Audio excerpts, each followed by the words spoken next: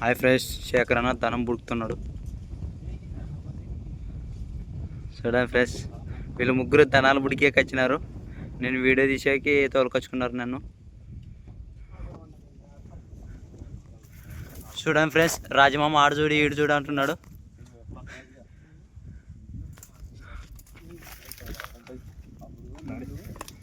నీళ్ళు గుడి పైన పారి ఇట్లా దార కట్టుకొని పోతుంటాము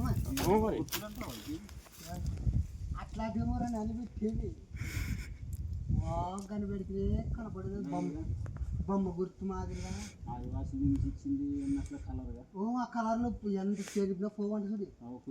అవి శివలింగం చూడొచ్చు.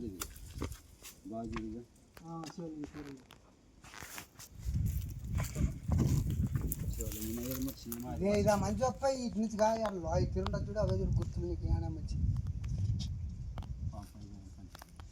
అప్పుడు ఆడగా ఇప్పుడు ఆడ నీళ్ళు పారుతుంటావు కదా, అప్పుడు కిందకి నీళ్ళు ఆగుతుంటావు కదా నాకు తెలిసి కోనేరు మాదిరిగా.